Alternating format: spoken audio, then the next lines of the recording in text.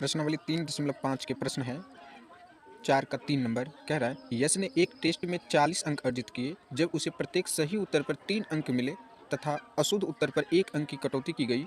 यदि उसने सही उत्तर पर 4 अंक मिलते तथा अशुद्ध उत्तर पर 2 अंक करते तो यश 50 अंक अर्जित करता।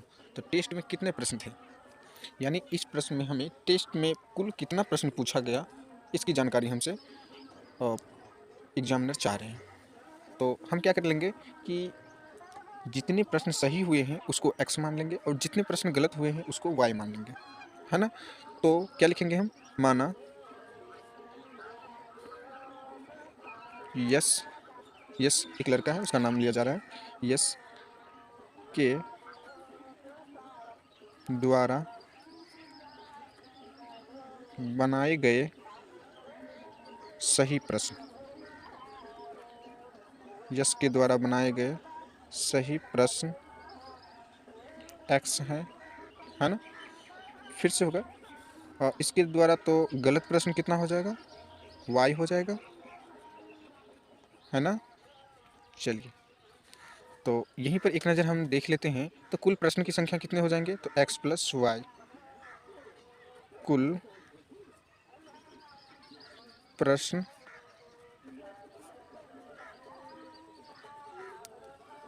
प्रश्न की संख्या equal to x plus y. ठीक है, यहाँ तक तो कोई दिक्कत नहीं। चलिए आगे लिखते हैं कि प्रश्न से, है ना। चलिए प्रश्न कह रहा है कि इसे 40 अंक मिला है कुल और प्रत्येक सही उत्तर पर 3। तो सही प्रश्न बनाया है x और एक पर मिलता है इसको 3 अंक, तो x पर मिलेगा इसको 3x, ये नंबर मिल गया इसको। अगली बार देखिए, सॉरी प्लस नहीं होगा, अगली बार माइनस होगा ना, गलती होगा इससे, तो वो प्रश्न इसमें से घट जाएंगे तो माइनस होंगे।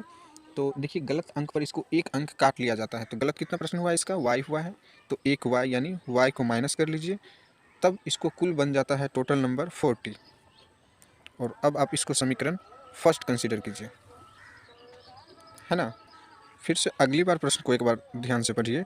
कह रहा है यदि उसे सही उत्तर पर 4 अंक मिलता, तो सही कितना है x, तो अब इसको कितना नंबर मिलेगा 4x। फिर अब गलत होगा इसका अंक। फिर कह रहा है अशुद्ध उत्तर पर 2 अंक कट जाते हैं, तो कितना हो जाएगा y, तो ये हो जाएगा 2y, तब उसको मिल जाता है कुल 50 नंबर, है ना। चलिए यहाँ तक आने के बाद थोड़ा इस समीकरण को हम सिंप्लीफाई करते हैं, 2 कॉमन ले लीजिए, तो यहाँ बचेंगे 2x, फिर माइनस y, फिर यहाँ पर 50। अब इस 2 को कट कर दीजिए, 50 से हो गया 25। अब 2x minus Y equal to 25, इसको आप समीकरण 2 कंसीडर कीजिए। देखिए यहाँ तक तो किन्हीं प्रकार का कोई प्रॉब्लम नहीं होना चाहिए। अब देखिए इसके बाद आता है कि आप विलोपन लगाइए या फिर प्रतिस्थापन, तो हम यहाँ पर विलोपन विधि लगाने जा रहे हैं, ठीक है। तो चलिए यहाँ पर लिख दीजिए, या फिर नहीं भी लिखिएगा तो कोई दिक्कत नहीं है, लिख दीजिए वैसे विलोपन विधि से। अब देखिए विलोपन विधि में जिस भी चर को हम विलोप करना चाहेंगे या फिर हटाना चाहेंगे, उस चर को एक समान होना चाहिए। जैसे ये x है और यहाँ पर सॉरी ये y है और यहाँ पर y है। देखिए y का भी गुणांक 1, फिर इसका भी गुणांक 1। अब इसको हम रिमूव करना ईजी रहेगा, लेकिन यहाँ पर देखिए इसका गुणांक 3x है और इसका 2x है, तो इसको सबसे पहले हमें सेम करना पड़ेगा। तो सेम करने के लिए क्या करेंगे, हम इसके गुणांक को इसमें गुणा कर देंगे और इसके गुणांक को इसमें, तो समीकरण यहाँ से मेरा इक्वल हो जाएगा। लेकिन उतना करने समीकरण और लार्ज और डिफिकल्ट होगा। लेकिन यहाँ पर गौर कीजिए कि ये y और ये y दोनों तो सेम है, तो उतना हम क्यों करने जाएंगे, यहीं पर सॉल्व कर लेते हैं। तो चलिए लिखते हैं समीकरण फर्स्ट माइनस सेकेंड से, है ना।